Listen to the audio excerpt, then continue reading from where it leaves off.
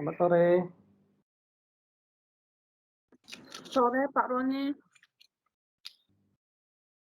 Suara saya dengar, Pak Isman. Kecil, Pak. Kecil ya.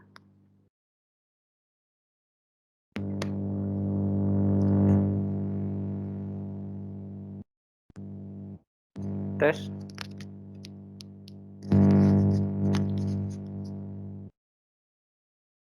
Halo, tes. Besar, Pak. Tapi berdengung malah. Nah, itu dia. Ya, kita mulai ya. Jadi kita masuk pada materi introduction of fashion dan supply chain. Jadi ini hanya satu, ini adalah pengantar. Biasanya pengantar fashion khusus fashion, kemudian ada lagi pengantar supply chain-nya. Kan saya melihat di beberapa buku itu antara penjelasan tentang operation management sama supply chain itu malah di buku-buku malah lebih lengkap di supply chain management. Nah, supply chain management sendiri ada chapter tersendiri di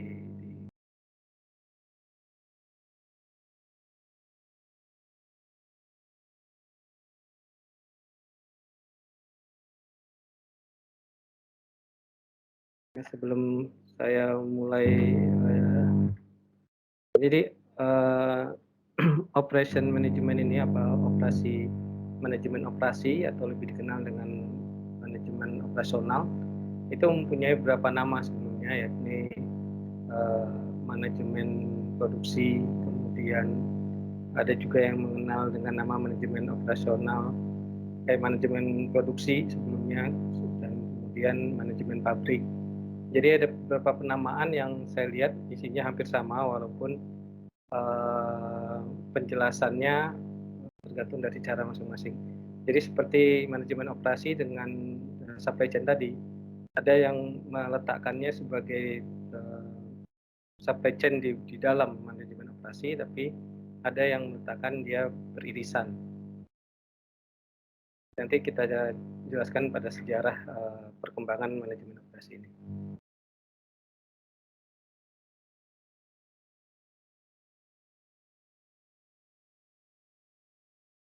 Nah, apa itu manajemen operasi? Menurut SLAK itu adalah manajemen operasi adalah serangkaian kegiatan yang menciptakan barang dan jasa melalui transportasi input dan output. Jadi sesuatu yang dimulai dari penciptaan dari input ke input dengan menaikkan nilai itu disebut manajemen operasi. Kemudian manajemen operasi itu merupakan salah satu fungsi bisnis yang bertanggung jawab untuk merencanakan, mengkoordinasikan, mengendalikan sumber daya yang dibutuhkan untuk menghasilkan barang dan jasa sebuah perusahaan. Nah, fungsi dari bisnis ini tergambar dari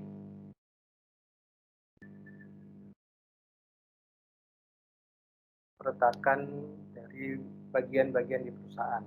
Nah, umumnya perusahaan itu dibagi dalam 3 fungsi, yakni marketing, operasi dan keuangan. Jadi hampir rata-rata apapun bentuk perusahaannya, kebanyakan perusahaan besar itu seperti ini, ada 3 komponen dasarnya. Tapi kalau dia tidak butuh marketing, ya biasanya keuangan sama operasi. Nah, operasi ini dianggap penting karena sebagian besar biaya produksi itu, biaya perusahaan itu ada di bagian. Kemudian kalau dilihat dari pelajaran kita sebelumnya, saya ambil beberapa contoh seperti ada di eksternal. Itu juga ada bagian operasinya. Dia ada 5 bagian, kemudian di Pizza Hut. Nah, di Pizza saat ini dia ada di bawahnya malah ada apa?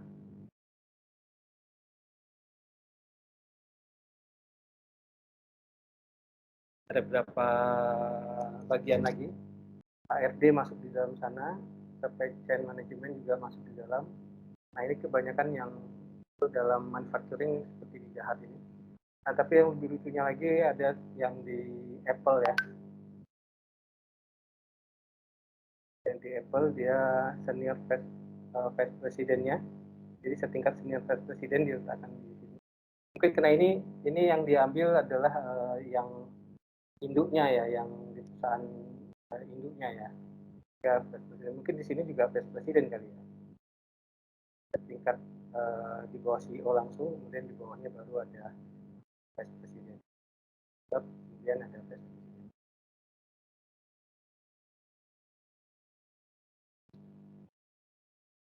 Nah, kita kenalin dulu konsep terhadap produksi itu sendiri. Produksi itu terdiri dari inputnya, terdiri dari sumber daya manusia, material, mesin, informasi, dan kapitalnya. Secara outputnya itu dibagi dua, produksi dan jasa. Nah itu melalui transformasi proses, yaitu produk dari desainnya, produk dari planning, kontrolnya, dan maintenance. Nah semua itu tetap diatur dalam pengawasan dengan inventory, quality, dan biaya. Nah konsep produksi itu adalah bagian dari suatu organisasi yang berkaitan dengan transformasi berbagai input dan kebutuhan yang dimiliki yang dimiliki untuk tingkat kualitas dan yang disyaratkan. Produksi didefinisikan sebagai konversi selangkah demi selangkah dari bahan menjadi lain dari proses mekanis untuk menciptakan dan meningkatkan kegunaan produk bagi penggunanya. Jadi untuk menaikkan nilai dari suatu barang.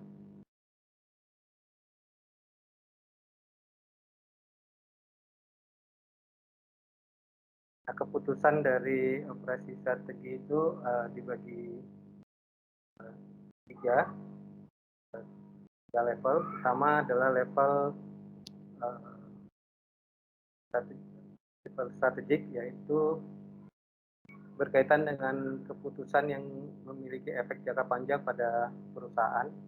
Ini termasuk keputusan mengenai desain produk, kemudian apa yang harus dibuat secara internal, apa yang harus di outsourcing atau dipalidayakan, kemudian bagaimana kita memilih pemasok, kemudian kemitraan strategis, keputusan tentang jumlah, lokasi, kapasitas gedung, kapasitas pabrik, serta area material melalui jaringan logistik. Dan level selanjutnya adalah tingkatan taktis, mencakup keputusan yang biasanya diperbarui di mana saja dan antara setiap kuartal. Jadi ini levelnya taktis ini kalau tadi strategik itu dalam jangka panjang, dan strategik ini dalam jangka yang lebih pendek, mungkin triwulan atau setiap bulannya mungkin ya. Jadi yang diatur, yang diproses secara berkala ini. Kemudian ada operation level, itu mengacu pada keputusan sehari-hari, ya intinya adalah terhadap scheduling dan plan time execution, jadwalan waktu, kemudian perutaian dan pemuatan truk ya.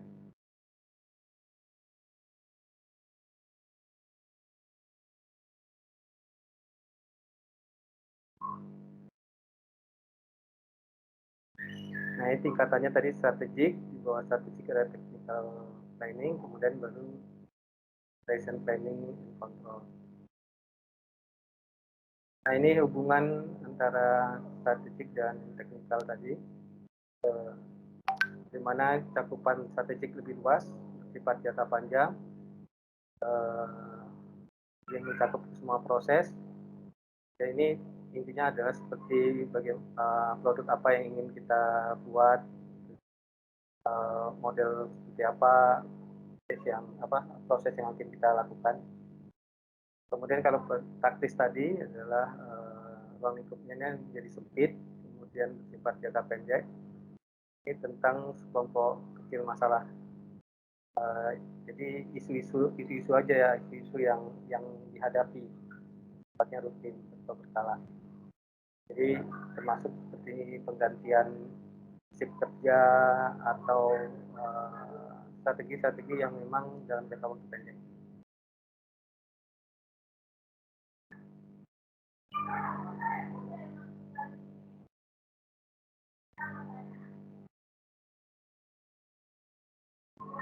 Dan ini kita perkembangan secara OM tadi. Jadi dimulai dari revolusi industri tahun 70-an, kemudian scientific management itu awal tahun 1919-an ya. Jadi ini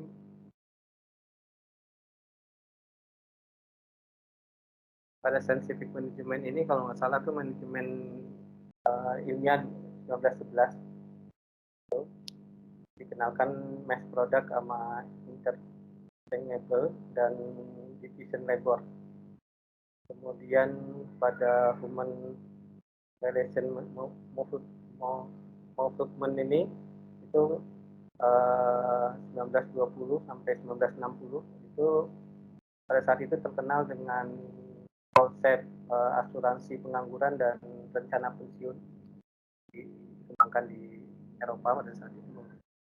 Kemudian ketiga itu pengembangan dari pabrikan Jepang itu seperti just in time dan total quality management. Kemudian ada re-engineering flexibility itu di awal tahun 90-an. Flexibility manufacturing system itu 1975. Kemudian time based competition itu 1990-an ya.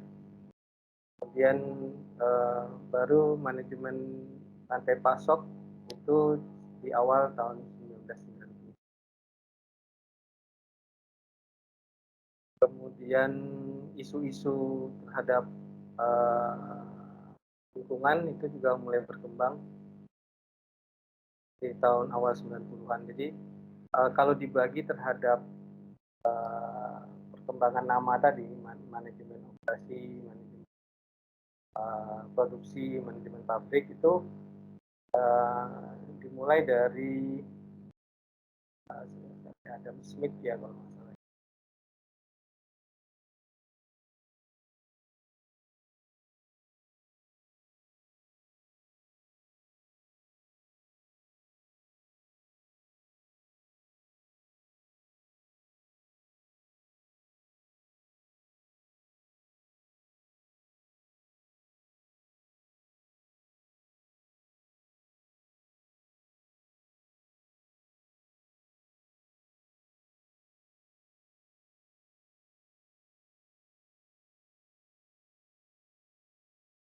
Ya dimulai dari manajemen pabrik itu 1985.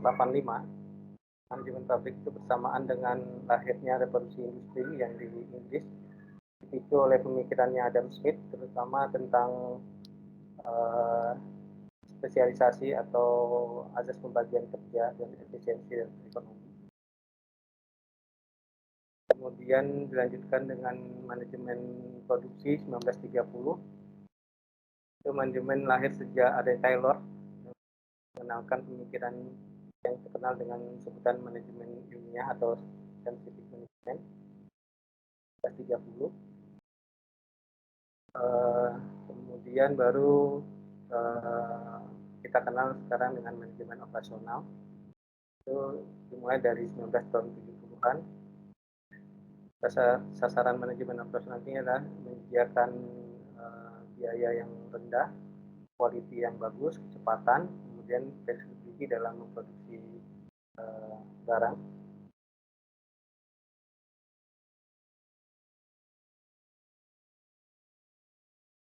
Jadi balik lagi ke electronic commerce.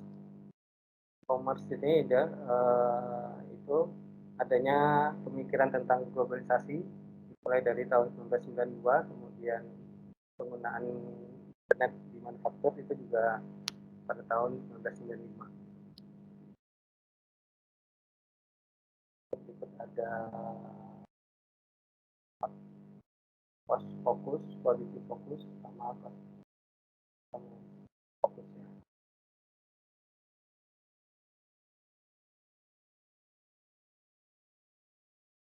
Dan ada 10 keputusan manajemen operasi. 10 ini juga bagian dari chapter kita, kecuali tentang peramalan ya. Jadi peramalan tidak masuk dalam ini. Pertama adalah design of goods and services. Itu ini dijelaskan bahwa adanya pertanyaan barang atau jasa apa yang harus kita tawarkan ke konsumen, dan bagaimana kita harus mendesain sebuah produk. Ini bagian dari chapter selanjutnya yang akan kita pelajari. Kemudian managing quality, itu pertanyaannya adalah bagaimana kita mendefinisikan kualitas yang ingin kita buat dari produk yang kita buat. Kemudian siapa yang tanggung jawab, jadi divisi bagian dari divisi apa yang tanggung jawab di operasional itu. Kemudian yang ketiga adalah proses desain. Itu pertanyaannya biasanya proses apa yang dilakukan dalam produk kita hasilkan.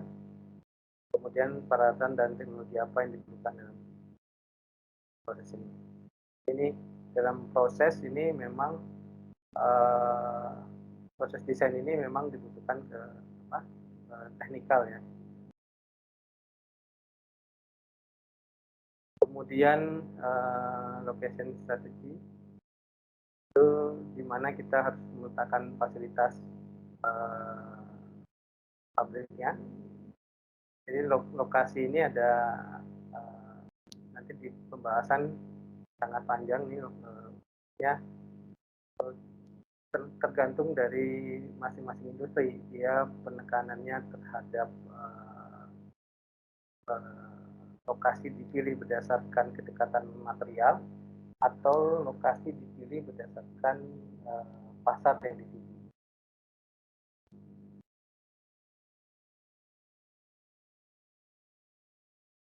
Jadi penuh dengan perhitungan dan kriterianya juga ada hitungannya. Kemudian yang kelima adalah layout strategi itu tata letak strategi, bagaimana seharusnya kita mengatur fasilitas. Jadi fasilitas masing-masing produk pabrik itu pasti beda tergantung jenis usahanya. Ada beberapa jurnal yang kita lihat layoutnya seperti beda membuat perakitan itu pasti beda dengan kalau kita membuat makanan cepat saji.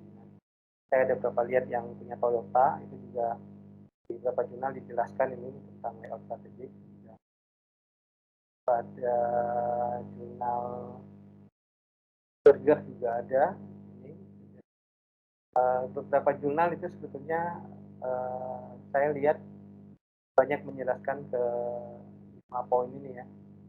Tapi juga di poin lain ada, tapi lebih banyak di 5 poin ini bagaimana dia memilih lokasi, bagaimana dia melihat membuat layout operasinya dia, kemudian bagaimana dia mendesain tampilan pilihan tampilan yang dia tawarkan ke konsumen. Yang keenam adalah human resource and job design. Itu biasanya pada pertanyaan bagaimana kita menyediakan lingkungan kerja yang wajar, kemudian berapa banyak yang bisa kita harapkan dari karyawan. Jadi dari pilihan karyawan berapa banyak kira-kira kebutuhan karyawan yang ingin kita libatkan, ini hubungannya dengan dengan biaya produksi ya. Kemudian manajemen rantai persediaan, supply chain management ini pertanyaannya biasa yang adalah haruskah kita membuat atau membeli komponen. Nah ini hubungan dengan outsourcing sama outsourcing ya. Jadi kapan kita melihat bahwa ini menjadi buatan kita sendiri atau kita mengimpor dari yang lain. Seperti yang terjadi pada Kota Batam ya. Kota Batam itu kebanyakan atau yang saya terima itu kebanyakan ini adalah perakitan. Bahan baku banyak dari negara asing, kemudian dirakit di kita. Fungsinya adalah untuk menghemat terhadap biaya masuk ya, kalau salah satunya itu terhadap biaya masuk. Cara outsourcing terbesar itu adalah saat ini masih dipegang oleh negara.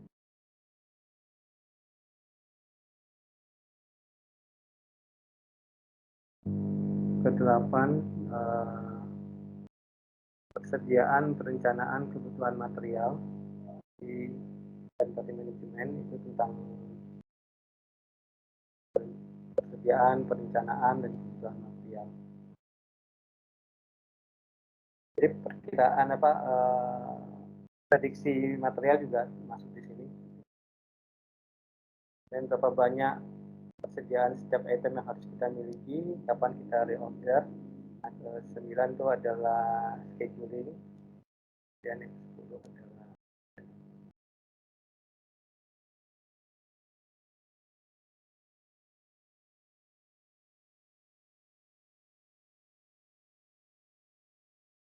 nah, 10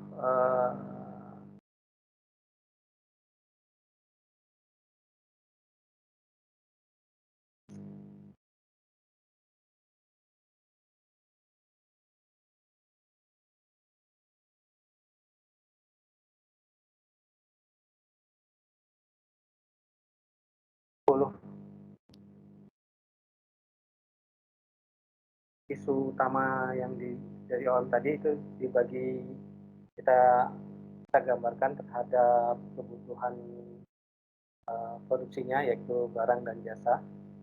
Karena produk itu pada produk barang itu berwujud, sementara pada jasa dia tidak. Kualitasnya karena barang sama-sama dilihat lebih objektif, walaupun juga penilaian baik itu kadang-kadang juga tidak objektif ya. Tapi lebih terhadap produk dia lebih objektif, kemudian terhadap jasa itu dan proses dan kapasitas pada barang konsumen tidak terlihat dalam proses, tidak terlibat dalam proses, kapasitas bisa menyebutkan karena bisa dimudahkan ya. Dan kalau pada jasa konsumen kan tidak terlibat karena ini kebanyakan jasa ya, jadi langsung pada hasil. Kemudian lokasi biasanya dekat dengan material.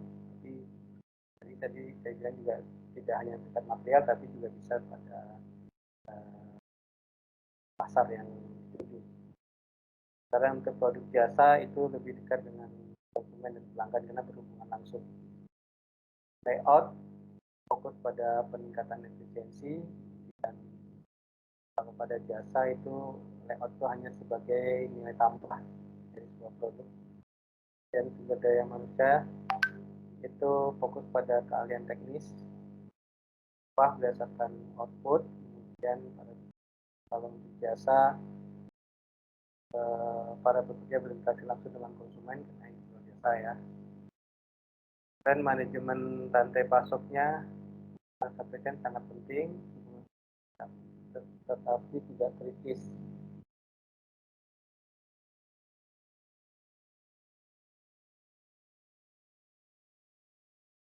Persediaan barang untuk semua jenis persediaan, sementara pada jasa tidak bisa disimpan sehingga tidak dapat bicara secara lain dalam melayani permintaan.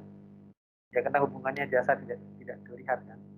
Kemudian adanya penjadwalan dan maintenance untuk mencegah yang rusak.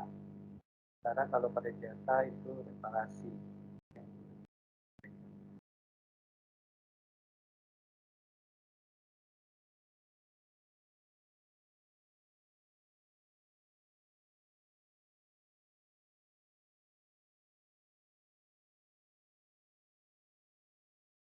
Nah, mengapa kita perlu belajar manajemen operasi ini? Ada 4.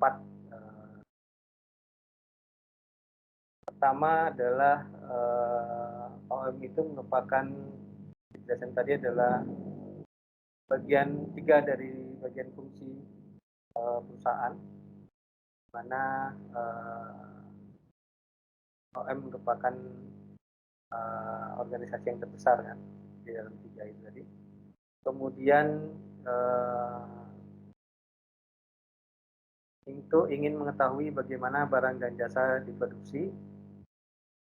Dan yang ketiga adalah ingin mengetahui apa yang dilakukan oleh manajemen operasi. Ya, apa sih tugas-tugas manajemen operasi ini? Tugas manajemen operasi itu ya terhadap 10 dari keputusan tadi ya. Kemudian OM adalah bagian organisasi yang paling mahal, jadi expensive segment ya, karena biaya produksinya besar sehingga pada saat ini yang membuat bahwa operasi ini penting dipelajari.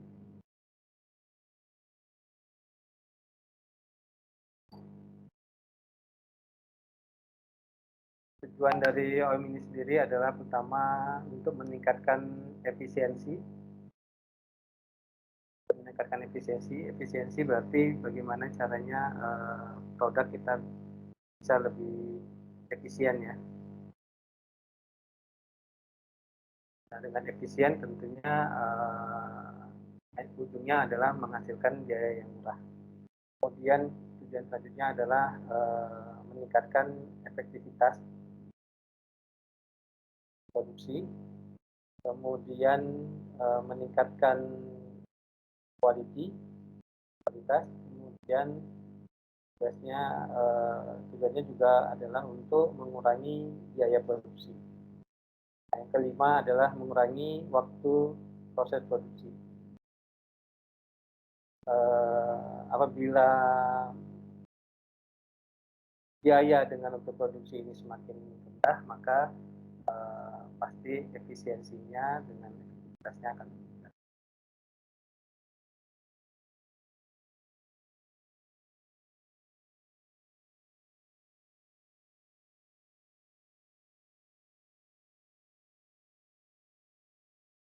Ini 3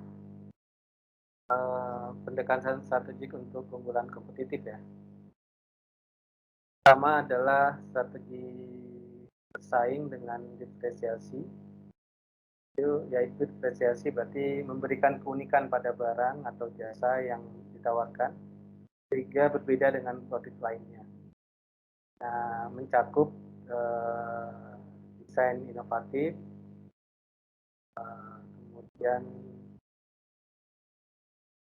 lini produksi yang luas, kemudian layanan after sales service itu layanan penjual dan experience pengalaman. Kemudian strategi bersaingnya dengan low cost leadership atau kepemimpinan dengan biaya rendah itu untuk menurunkan biaya operasi tanpa mengurangi nilai, tanpa mengurangi mutu, tapi kita bisa memimpin harga yang murah. cakup terhadap overhead yang rendah, kemudian penggunaan kapasitas efektif, dan manajemen tarif. Ketiga adalah strategi bersaing dengan respon yang cepat. Itu memberikan respon yang fleksibel, cepat, dan andal yang berkaitan untuk mengembangkan dan mengantarkan produk atau jasa kepada konsumen dengan tepat waktu.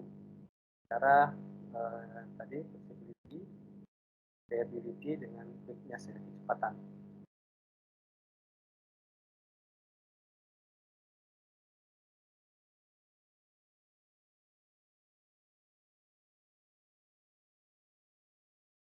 Seperti gini ya. Oke, selanjutnya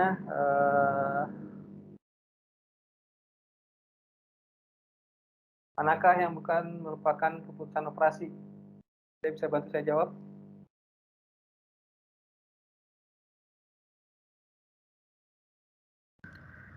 Price. Ya, betul. Price ya. Yang lain ada nggak sih? Nggak enak ya kalau online. Layout. Ya, Mbak? Hadir Pak, hadir. Pak, hadir Pak. Betul nggak price tadi? Jawabannya.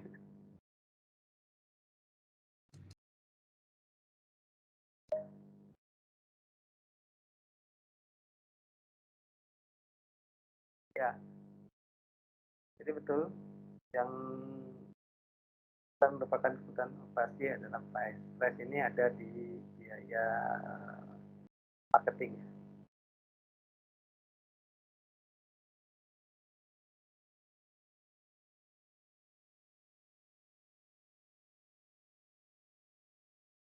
Dan perkembangan terhadap manajemen operasi ini dari fokus atau lokal menjadi fokus terhadap global, dan pengiriman batch shipment itu menjadi just in time, dan pembelian biasanya dengan biaya termurah. Ini adalah melalui jutaan rantai pasok,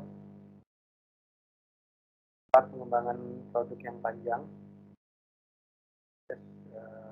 ini pengembangan yang cepat ya, produk yang cepat, standar produk standar, tapi di sini ke komunikasi massal dan spesialisasi pekerjaan. Tujuannya kita adalah untuk memperbaiki tim. Jadi perkembangan ini membuat lebih efektif, lebih cepat, dan berharap bahwa biayanya akan lebih rendah.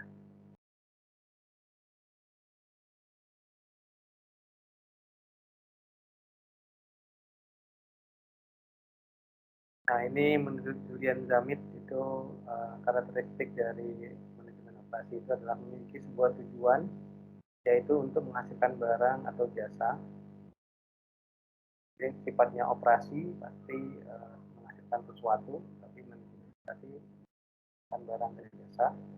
Kemudian memiliki sebuah kegiatan, yaitu dalam proses transformasi di depan. Kemudian adanya suatu mekanisme yang mengendalikan suatu pengoperasian.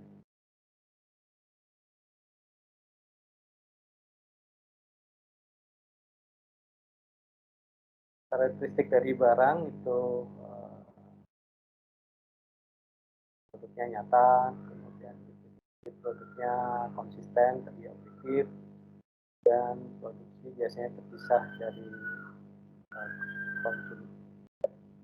biasanya terpisah dari konsumsi, kemudian dapat diinventarisasi, dan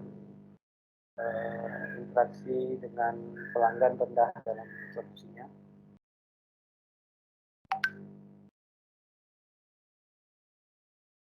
Kemudian ini karakteristik layanan atau service itu produknya tidak terwujud, itu kemudian diproduksi dan dikonsumsi secara bersamaan, mempunyai keunikan atau kekhususan atau keahlian khusus, dan interaksi pelanggannya cukup tinggi karena ini sifatnya jasa, nilainya juga lebih cepat, dan definisi produk tidak konsisten ya karena memang tidak kelihatan. Jadi ini adalah dia sama seperti ilmu pengetahuan ya. Dan seringkali berbasis pengetahuan.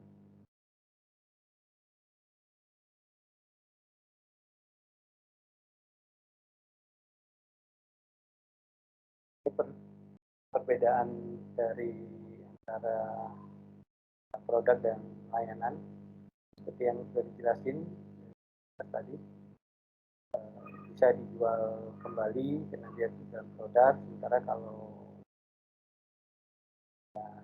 servis tidak bisa dijual kembali dengan produk yang sama. Contohnya musik semuanya. Pada saat kita nonton konser kan itu tidak bisa dijual kembali secara langsung kan, kecuali dalam rekaman. Kemudian tadi dijelaskan juga dapat digitalisasi. Karena kalau layanan itu tidak semua bisa digitalisasi, walaupun sekarang ada sistem rekaman ya. Kemudian beberapa aspek kualitas terukur, kalau servis susah diukur. Menjual berbeda dari produksi, sementara menjual ke bagian dari servis ya. Produksi dapat diangkut dan dipindahkan, lokasi, ting, biaya, sementara ini fasilitas untuk maksimalkan keuntungan dan mudah dikomunikasi. Kalau yang ini sulit untuk dikomunikasi ya. Dapatkan hasil yang nyata, sementara pada servis pendapatan berdasarkan layanan tidak berwujud.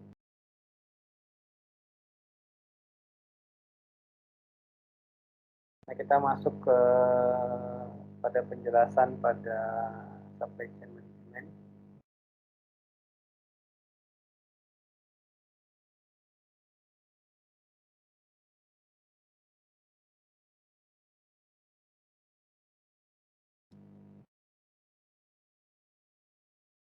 Supply chain management atau manajemen rantai pasok adalah seperangkat pendekatan yang digunakan untuk mengintegrasikan pemasok,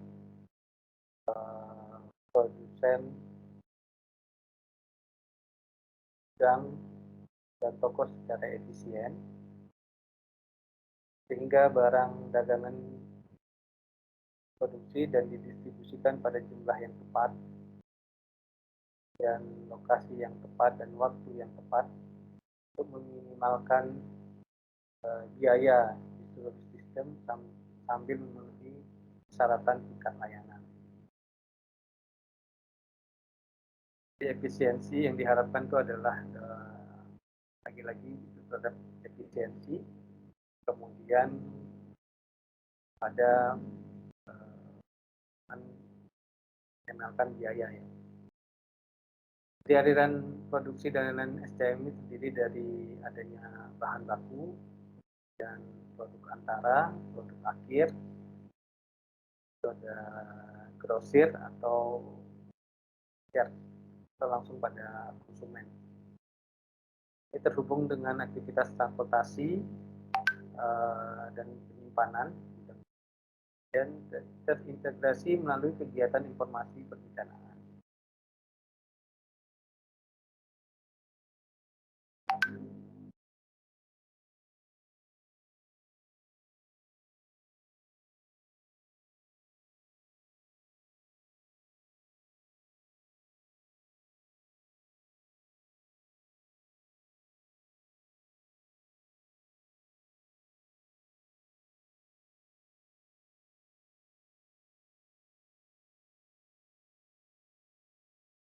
Ini alur dari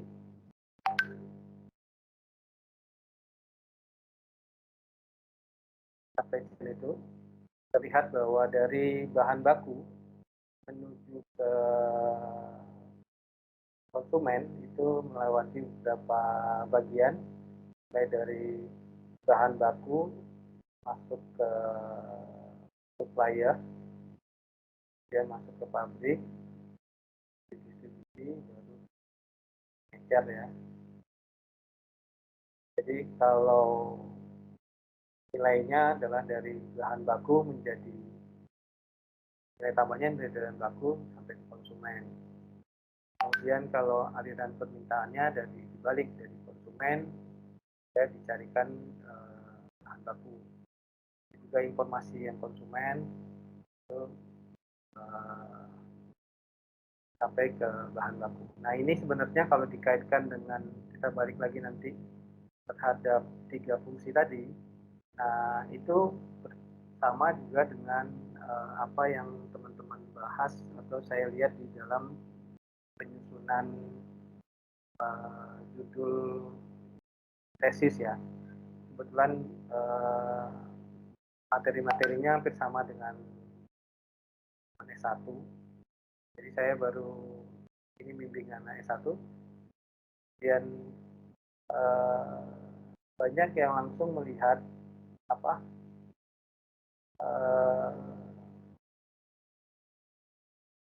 penelitiannya itu setengah, maksudnya setengah itu gini, dia melihat purchase intention misalnya, niat membeli. Nah, saya tanya niat membeli itu hubungannya dengan perusahaan apa, dan dengan produk apa.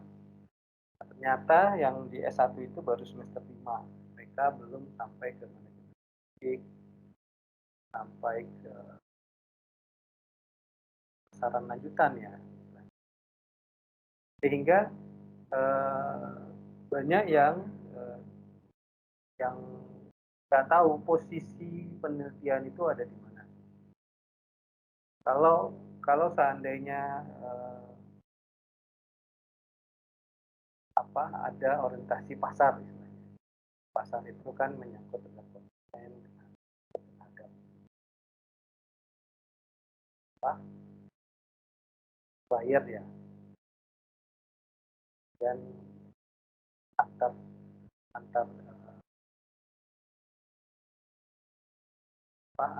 divisi atau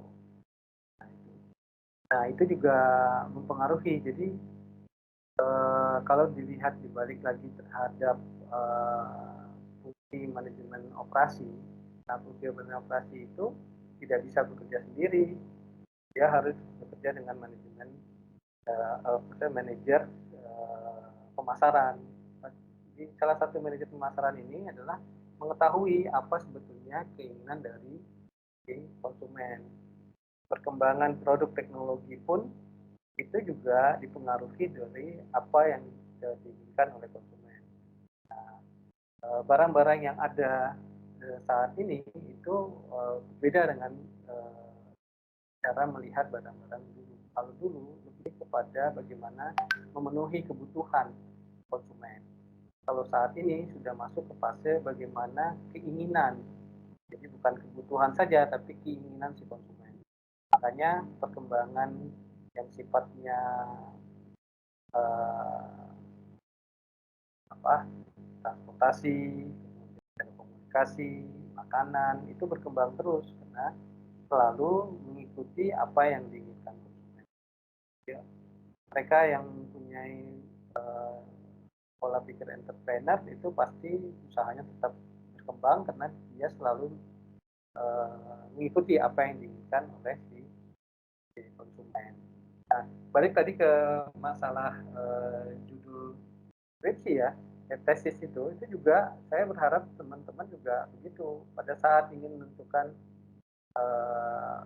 misalnya ada yang revisit intention ya atau kembali misalnya gitu ya. Nah itu juga dilihat, jadi cari jurnalnya secara garis besar, cari terhadap perilaku konsumen. Jadi kita pelajari dulu perilaku konsumen, bagaimana apa faktor-faktor yang mempengaruhi konsumen dalam membeli atau kembali atau intinya sifat-sifat dari perilaku konsumen itu. Nah, itu dibawa ke dalam industri, jadi tidak bisa terputus. Hanya ingin mengetahui niat beli tapi nggak tahu kita mau apa, sumbangsi pemikiran kita terhadap industrinya itu apa. Itu yang harus jelas. Kemudian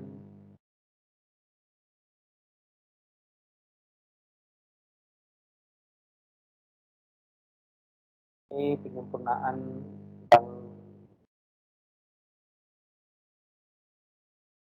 evolusi.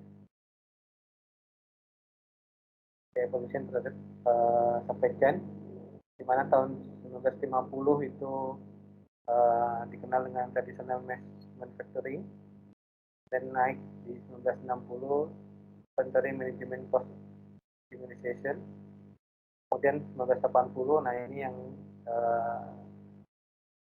Jepang itu just in time gitu. Kemudian baru tahun 1910 ditemukan formula supply chain management. Baru perkembangan selanjutnya terhadap capability supply chain ini.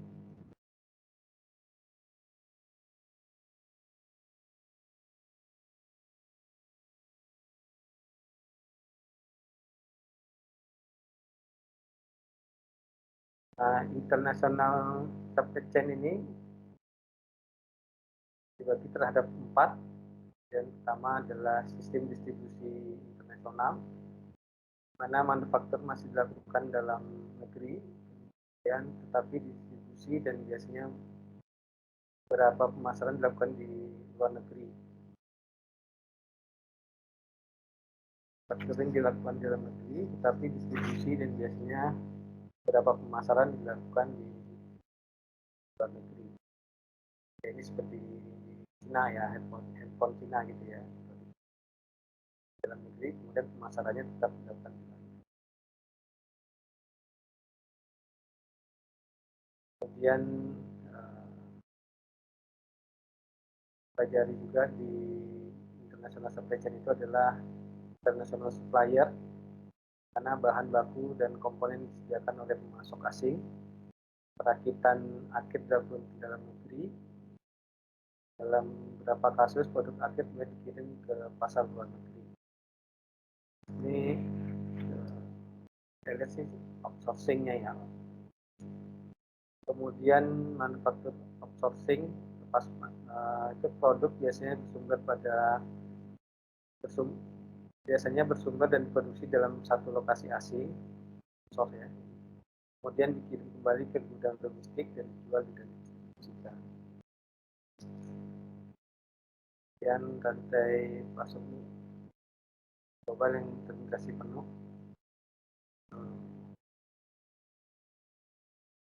Produk diproduksi, didistribusikan dari berbagai fasilitas yang berlokasi di seluruh dunia. Ya, ini contohnya pembuatan yang kenal itu pembuatan baju atau jaket itu ada dalam saya baca, di mana bahan-bahannya terdiri dari beberapa negara, kancingnya, resletingnya, kainnya itu. Nah, ini banyak produk yang seperti itu, termasuk produk seperti ini yang banyak ada di Batam ya. Produknya terdiri dari beberapa unsur yang memenuhi komponen satu produk dari beberapa negara.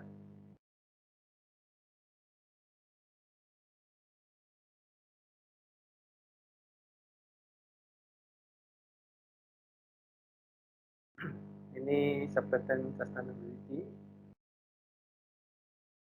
Menurut Carter dan Roger, sebuah rangkai pasokan yang berkelanjutan adalah salah satu yang mencakup ukuran, keuntungan dan kerugian, serta sosial dan dimensi lingkungan.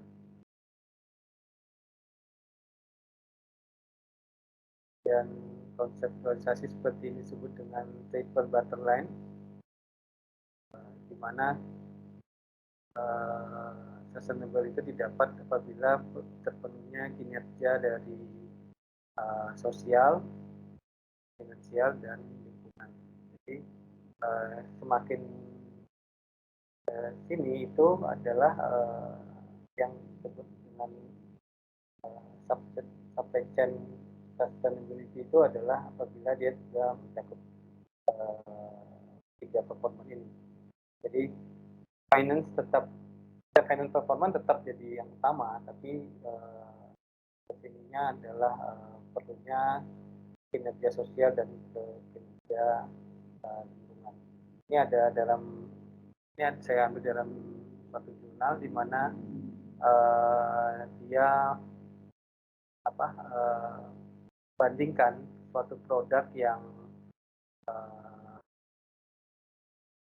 tidak ramah terhadap lingkungan dan sosial atau disebut dengan ethnically dan unethnically ya. Itu barang yang contohnya seperti yang kita diskusikan pada saat produk Cina juga ya, handphone ya, dia punya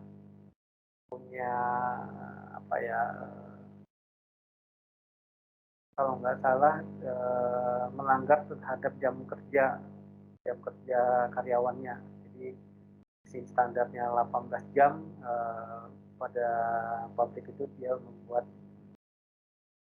lebih dari 12 jam. Atau juga pelanggaran sosial lainnya seperti tidak ramah lingkungan, seperti menimbulkan limbah, atau juga terhadap penggunaan barang-barang kulit binatang ya. Jadi produk apabila terpenuhi tiga ini malah orang banyak membeli dengan harga yang lebih mahal. Jadi berani membeli mahal karena dia tahu perusahaan yang dijual itu ramah terhadap lingkungan dan juga nilai sosial yang bagus.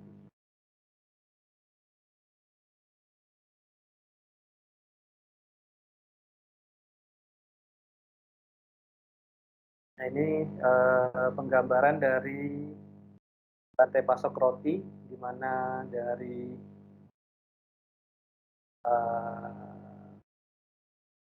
perkebunannya itu nilainya 25,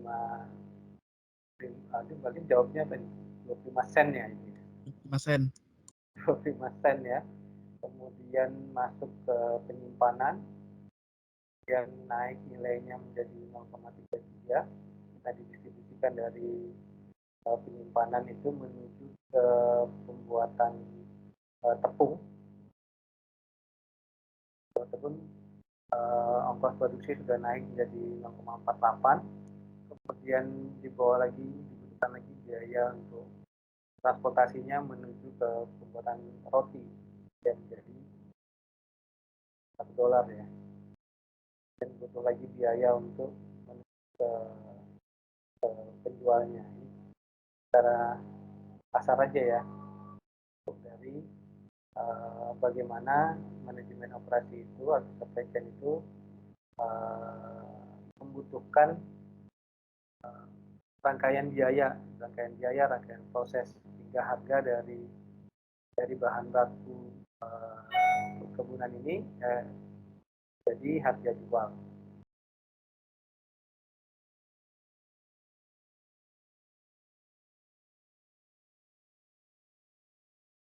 Nah, pada industri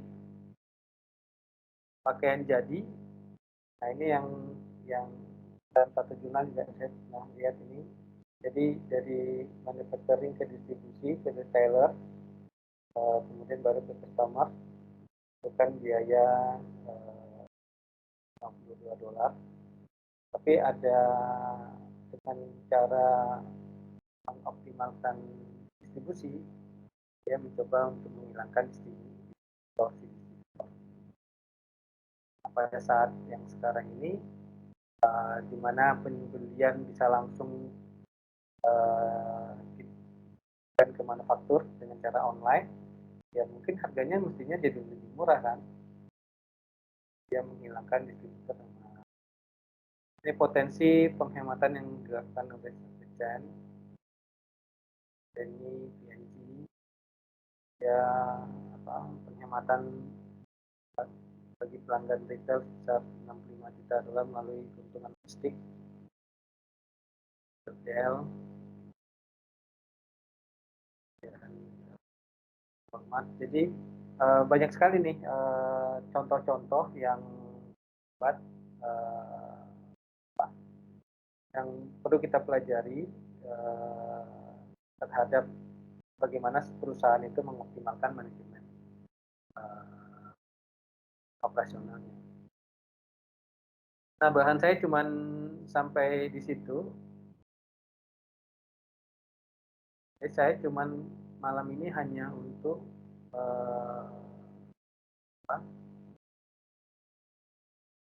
pengenalan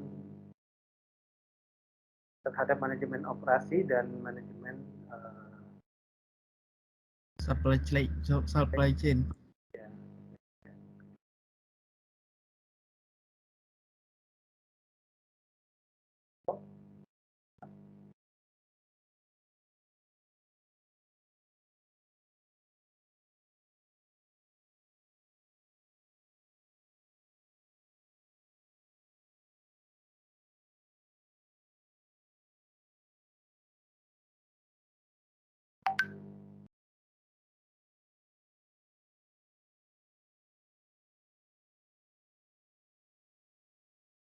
Ya, dan pertemuan kita selanjutnya itu kan butuh waktu panjang. Saya terus terang aja kita ada buku ya manajemen operasi ini dari Heiser itu. Saya sebetulnya belum punya buku pegangannya, tapi di Rumah Batam itu ada buku yang sudah terjemahan bahasa Indonesia, tapi yang aslinya saya nggak punya. Saya juga nanti ada beberapa buku manajemen yang manajemen operasi dan manajemen ini saya punya 4, nanti saya kirim ke grup WA untuk bisa dipelajari. Tadi pada dasarnya kita akan membahas 10 mata kuliah bahan ajarnya ada 10 ini. Nah, kita itu ada 5 pertemuan atau tepatnya 2 pertemuan lagi di Desember. Ya, ada pertemuan di Desember. Nah, selebihnya kita baru 3 ya kelas internasional ya, berarti ada 4 lagi pertemuannya. Nah, di pertemuan selanjutnya saya ingin sebenarnya karena kewajiban terhadap UTS itu di tempat kita itu dalam bentuk proyek. Nah, kalau kemarin di manajemen konstruksi itu kira-kira juga seperti itu memberatkan apa enggak ya?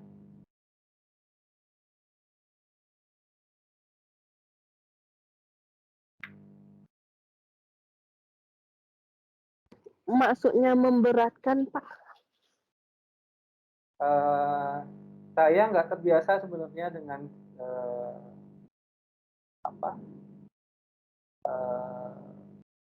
project ya, membuat project.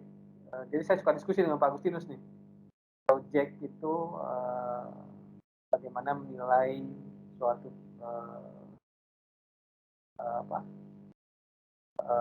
ujian terhadap project gitu loh. Tapi kalau terhadap pembahasan studi kasus ya nggak apa-apa. Tapi kalau untuk project, saya kemarin ambil langkah yang setelah saya diskusikan ternyata kemarin sempat ada yang nyentuh tuh, Pak, penelitiannya perlu apa enggak Pak? Nah ternyata itu perlu ya. Nah, jadi tugas kemarin itu saya ingin bikin dalam satu chapter gitu kan, ternyata tidak bisa. Saya udah cek karena memang saya izinkan teman-teman untuk melihat di online kan kemarin.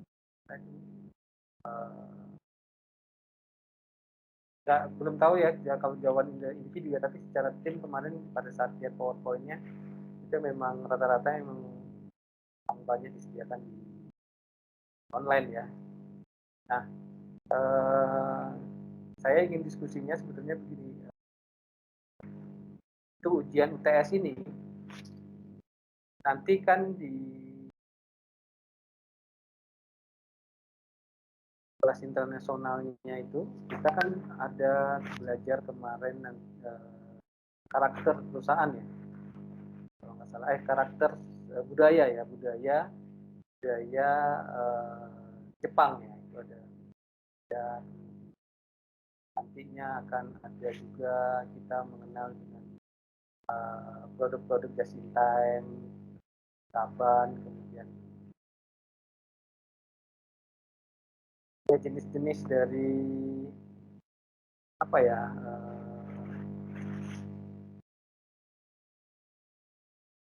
manajemen quality ya itu ya. Nah, saya pinginnya mau ngasih opsi aja ke teman-teman. Apakah saya tetap ingin ujian UTS itu kita akan ada sekali lagi pertemuan untuk diskusi, maksudnya pemaparan. Nah, itu kelompoknya boleh memakai kelompok yang lama. Pembahasan terhadap manajemen operasinya itu juga pada topik yang sama. Jadi contohnya McDonald. Nah, di McDonald itu saya ada beberapa jurnal yang saya temukan terhadap ini ulasan yang wajib di organisasi operasional ini. Nah, dia ada tentang lokasi strategik dan layout strategik. Nah, saya pinginnya di tempat kita juga begitu. Jadi di UTS kelompoknya itu kan ada 4 orang, ada 3 orang ya, salah ya. Jadi dalam satu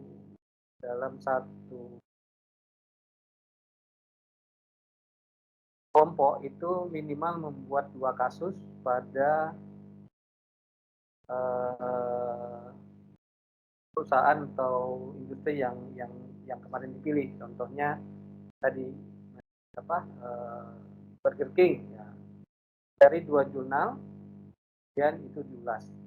Nah, fasenya adalah karena kita ketemu nanti 1 bulan kemudian, 2 minggu dari sekarang, saya minta 2 jurnal itu dikirim ke WA Group.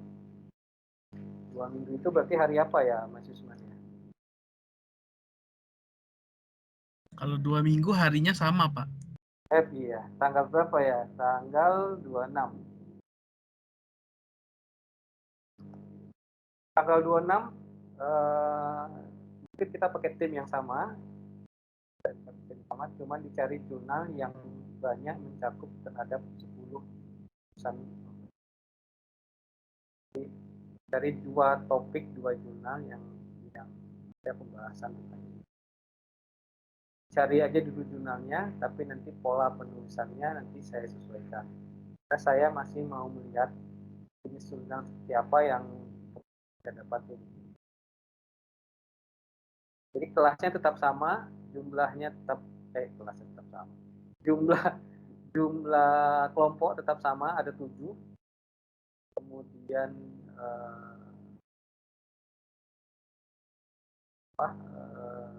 nanti materinya nanti kita bahas di pertemuan selanjutnya.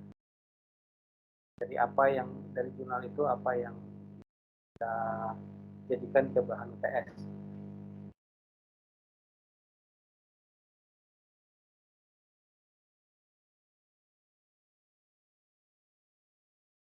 Itu ada pertanyaan?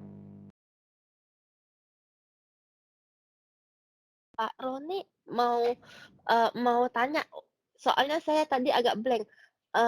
Berarti tugas kita sekarang mencari jurnal mengenai studi case perusahaan yang sudah pernah kita pelajari sebelumnya, seperti Burger King, McDonald gitu ya Pak ya. Dicari dulu jurnalnya 2 kasus ya. Ya. Dikumpulin 2 minggu lagi. Ya. Di grup WA. Berarti nggak usah diapa-apain dulu kan, Pak, kan? Nggak diapa-apain dulu. Oke, cuman cari dulu ya. Oke, baik Pak Roni. Thank you. Jadi masuk ke dalam kelompok masing-masing ya, kelompok yang kemarin ya.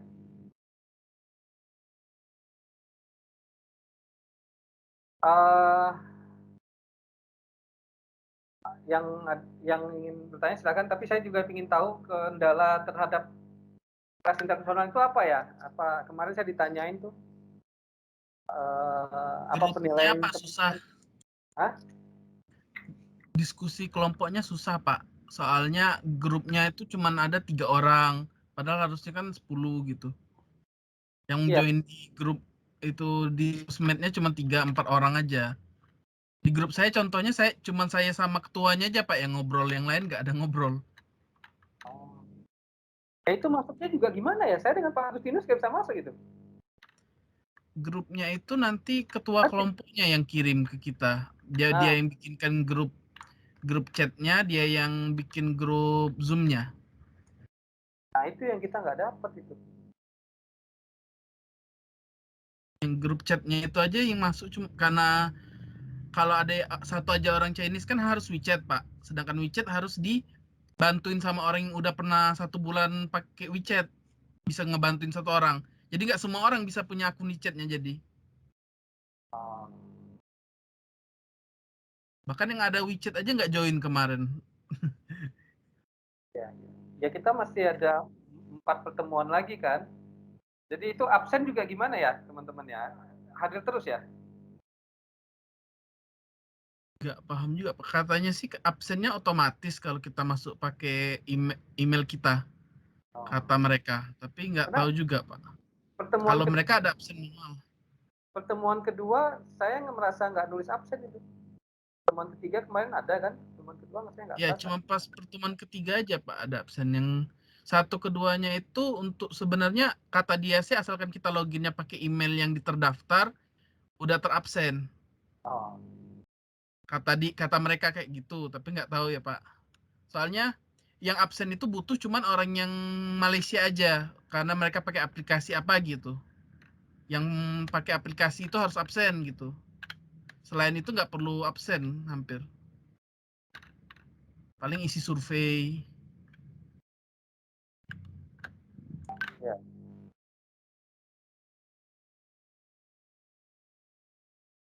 Ada informasi kita mau tatap muka kapan?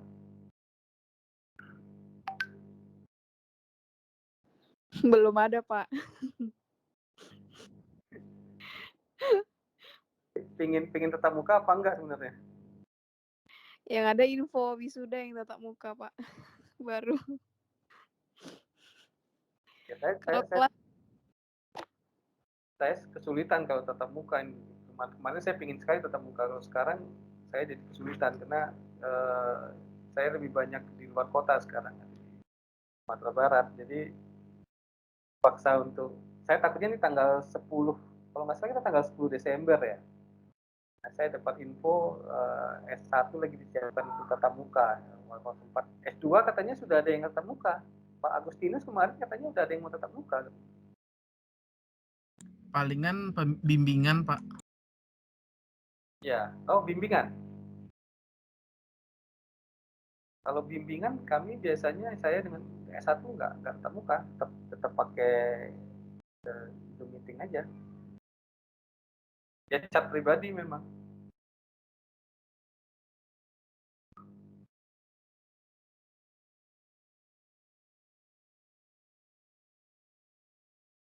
Ayo kita bahas manajemen operasi. Ada yang bisa cerita nih? Ini Pak Yusman, apa Pak yang bisa diceritain ke manajemen operasi ini?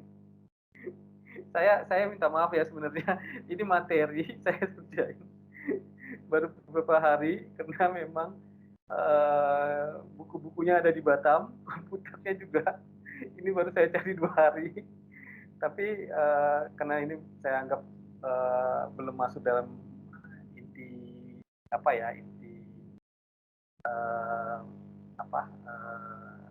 kasus ya, jadi saya anggap ya prolog ya udah saya bikin dalam 2 hari ini kemarin.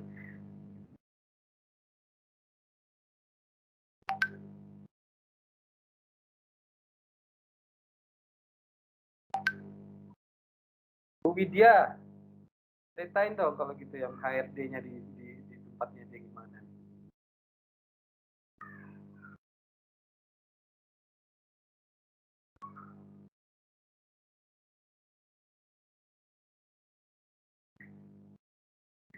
Widya nggak ada.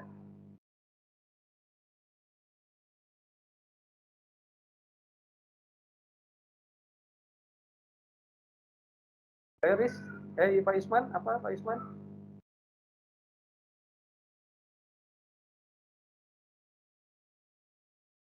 Belum ada pengalamannya Pak di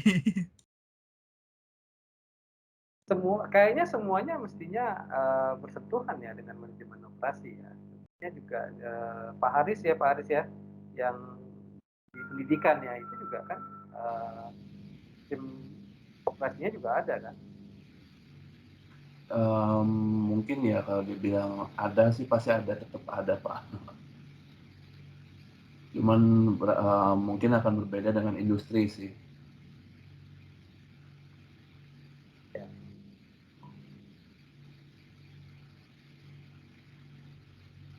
Ya, hampir semua bidang industri sepertinya memang pasti ada. Saya juga di developer juga begitu. Saya akan ketat sekali untuk memilih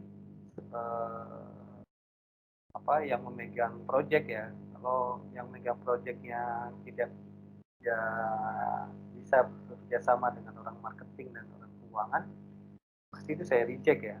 Saya lebih penting dia juga bisa mendengarkan ya. Maksud saya gini, bahwa dia harus profesional terhadap bidang tekniknya itu udah kewajiban, tapi bahwa dia harus bisa berkomunikasi dengan apa yang dimau oleh tim marketing, kemudian proses yang diminta oleh keuangan itu wajib. Jadi banyak di kami yang ya, saya bisa katakan kami banyak sekali orang-orang teknik itu yang kurang disiplin dalam SOP ya. Sehingga dari segi hasil khususnya yang bidang teknik sipil ya atau konstruksi, mereka lebih mengutamakan bahwa bangunan harus jadi, sehingga kadang-kadang keteteran dalam biaya, keteteran terhadap waktu, keteteran terhadap ya biaya itu kan tetap hasil ya, keuntungan ya. Nah itu makanya kesini sini kebutuhan industri itu adalah orang yang mampu bisa beradaptasi terhadap bidang lainnya. Jadi bukan hanya tuntutan terhadap bahwa sebagai orang akunting dia harus pandai hanya akunting, bukan. Yang dibutuhkan adalah dia memang mahir di akunting, tapi dia juga tahu bahwa yang menjalankan apa yang dia inginkan, dia kan dapat data dari yang lain kan. Misalnya dia dapat dari orang logistik, dia dapat dari orang pemasaran, dia dapat dari orang pembelian. Nah itu juga harus bisa dia sampaikan. Minimal dia bisa beradaptasi, oh kendalanya mereka itu apa, kemudian dari sisinya dia bisa adaptasi dengan kalimat pokoknya itu ya. Nah itu yang terjadi di dunia developer itu kebanyakan begitu. Kita bisa membangun tapi kita nggak bisa menjual. Kenyataan di Batam saat ini stok rumah banyak, pemasaran itu bisa dikatakan stagnan ya, khususnya di harga-harga 500 ke bawah. Itu di Batam itu lucu, di atas 500 ke atas sampai 2 miliar itu grafiknya cenderung datar. Jadi tidak naik tapi cenderung datar. Tapi kalau dia di bawah 500 itu malah menurun. Nah, kemampuan daya belinya yang kurang, ya. Tim marketing juga mungkin kehabisan akal. Jualnya gimana nih, uang masyarakat itu nggak ada gitu. Jadi kolaborasi itu yang dibutuhkan. Nah, sebetulnya itu terjadi juga di tempat-tempat yang lain. Contohnya di perbankan juga. Perbankan juga sekarang sepertinya kesulitan untuk mencari orang yang mau mengambil kredit. Dan kami developer aja sekarang bukan menghindar ya, mau yang 3D itu juga nggak ada sebenarnya.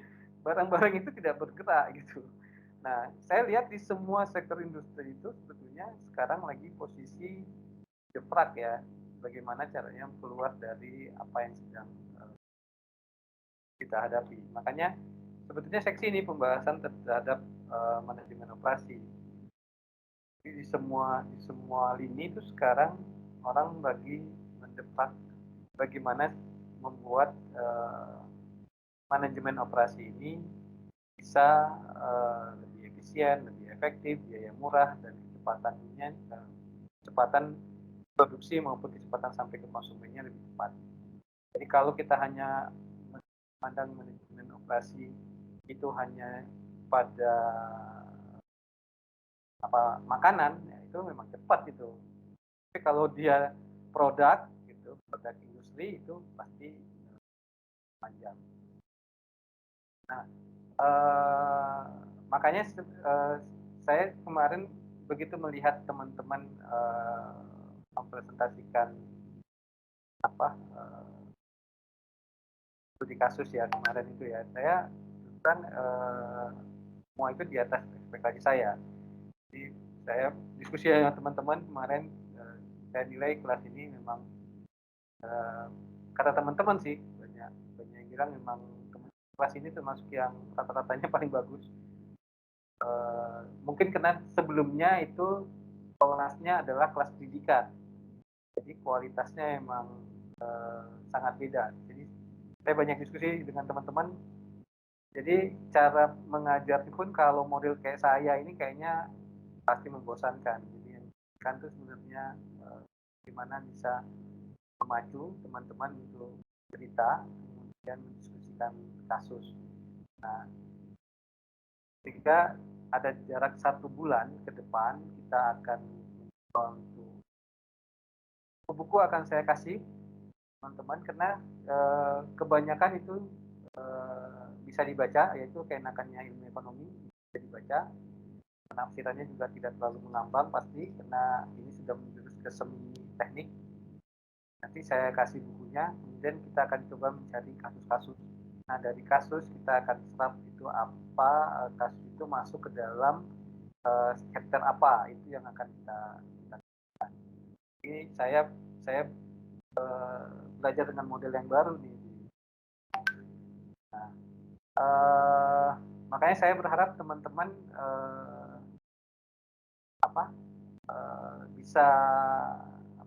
bisa mencari jurnal dengan baik. Kalau pencarian jurnal, Bu Andina itu yang Scopus masih bisa dibuka, Bu?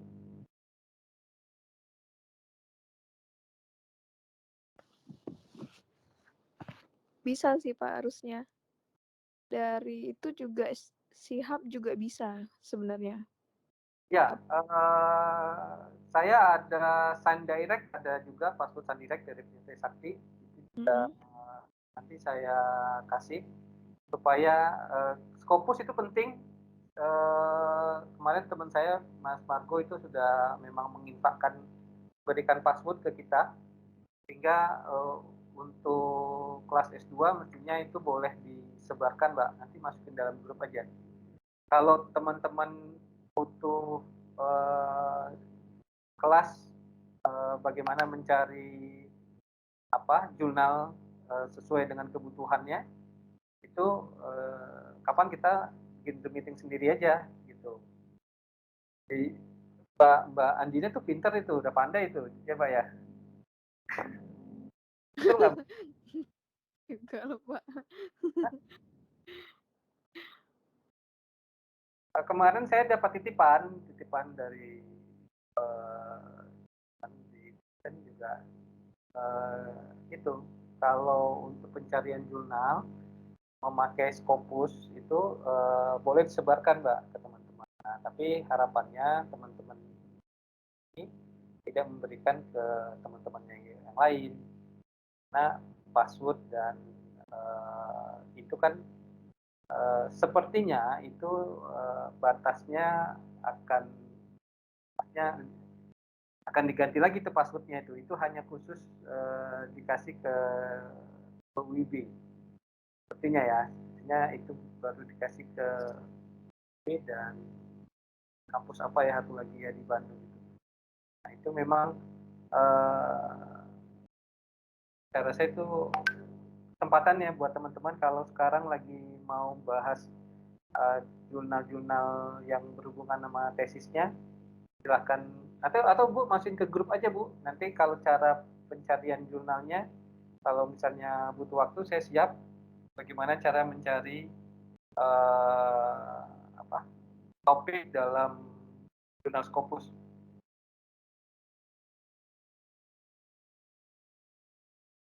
Oke Pak. Nanti yang Trisakti saya juga akan kirim. Cuman jangan disebar ke yang lain-lain ya, itu mestinya buat alumni Trisakti, tapi nanti tetap saya kirim. Menurut saya yang sifatnya ilmu pengetahuan nggak ada sembunyi-sembunyi, kita share aja, tapi sesuai amanat gitu loh. Kalau amanatnya buat saya kan dikasih ini buat kamu dan mahasiswamu ya buat mahasiswa saya jangan pakai turun lagi ke teman-teman, jangan. Jadi saya kasih yang penting sebetulnya kalau bisa ke Bu Adina, bisa ke saya bagaimana caranya membuat keywordnya ya dalam pencariannya. Saya juga mumpung di kelas nih, saya himbau juga teman-teman saya yang bimbingan saya tuh ada 3 orang. Tadi saya diskusi sama Mbak Widya ya, Mbak ya Widya ya. Mbak Widya sama Iya Pak, dengan saya tadi. Mbak Widya, Dharma Budawi sama apa? Pak Rois ya? Sama Pak Rois Pak. Pak Rois sama Pak Dharma. Nah itu tolong dibikinkan dalam grup. Oke gitu. Pak. Karena jangan sampai nanti mumpung di semester 3 ini ya teman-teman ya. Semester 3 kan? 2 Pak. Ini baru semester 2? Iya. Bukan semester 3 ya? Belum Semester Pak. 2 Pak. Semester 2. Ya udah nggak apa-apa. Ada satu semester 3 atau semester 2 ya yang sudah siap ya disertasinya, tesisnya. Jadi kalau saya targetnya sebenarnya teman-teman kan saya nggak tahu tuh yang sudah komunikasi sama yang lain ya. Saya dikasih target kalau bisa di akhir semester ini disetujui model. Kemudian dari model disetujui, otomatis kan meta analisisnya selesai. Jadi kayaknya akhir semester ini sulit lah. Sehingga pada semester 3 teman-teman kalau tesisnya selesai udah nggak masalah. Nggak ada yang merintangi kalau tesisnya selesai sebelum semester 4 nggak ada masalah. Yang susah itu kan penulisannya sebenarnya.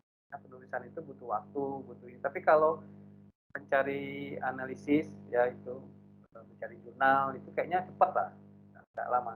Nah, mumpung ada kesempatan dikasih keyword sama password terhadap Scopus, saya minta teman-teman ini sekaligus juga untuk mata kuliah saya coba cari jurnal-jurnal yang bagus lah, yang terdiri Scopus. Jadi, kalau ada di Scopus bagus ya, kalau nggak ada ya yang terindeks Scopus.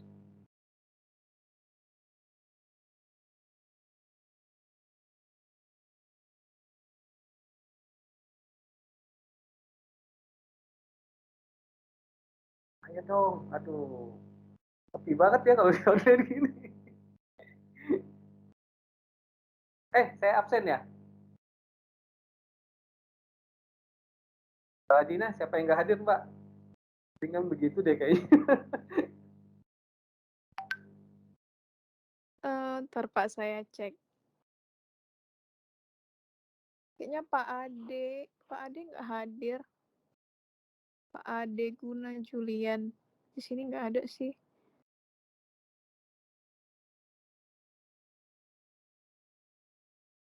Pak Ade. Iya. Ada yang tahu nggak kemana? Nggak ada info sih Pak. Kalau ke saya nggak ada info ya, nggak tahu ke yang lain. Ya, teman-teman kalau seandainya di kelas saya, kalau misalnya nggak bisa hadir, kasih tahu saya izin. Tiba nggak ada sama sekali ya.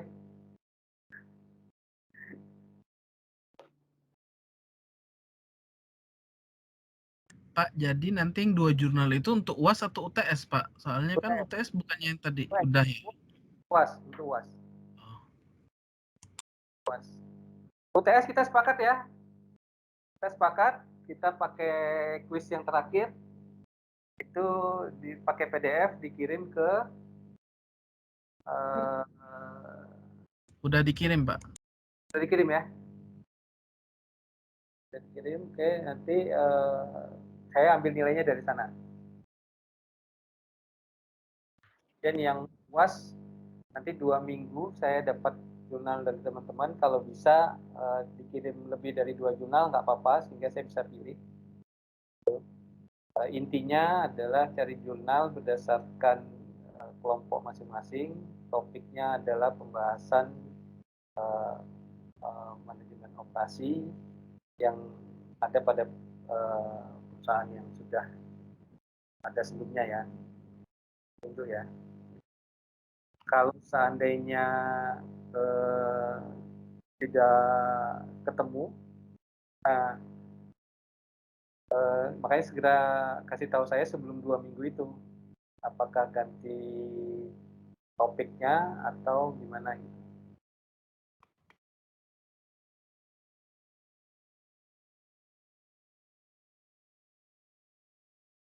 Kita sampai jam berapa nih, Pak Isman? Ini 1 pertemuan atau 2 pertemuan, Pak? Satu pertemuan. Saya memang mintain 1 pertemuan. 19.30, Pak. Hah? Udah lebih 2 jam ini, Pak. Kalau Lebih 2 jam? Oh ya? Enggak dong. itu di Enggak. recordingnya, Pak, kalau mau lihat. Oh iya, lebih ya 2 jam ya. Oh ya, udah. 19.30, Pak. Kalau 19.30, oke. Ya. Kasih tahu dong, saya juga nggak tahu. Jadi kita ketemu di tanggal 26. 26. Bulan berapa? Desember ya maksudnya? Ya, kita ketemu di 10 Desember. Kita ketemu di 10 Desember ya. Yang ada kendala sama itu langsung ke saya bisa atau langsung ke ini. Saya nggak tahu ini model yang kelas internasional itu, tapi kalau ada kendala saya bisa mewakili teman-teman untuk ke Buteo, tapi kalau langsung ke Buteo juga nggak apa-apa, atau ke ketua kelas juga nggak apa-apa. Jadi kita ketemu di tanggal 10, jadi tanggal 2 minggu dari sini saya ingin dapat gambaran jurnal itu ya. Itu dulu pertemuan malam ini. Saya ingatin Mbak Dina, tolong yang Scopus itu di share ke grup kita ya. Pak, Iya Pak, Pak sama Roni. Pak Wisnu.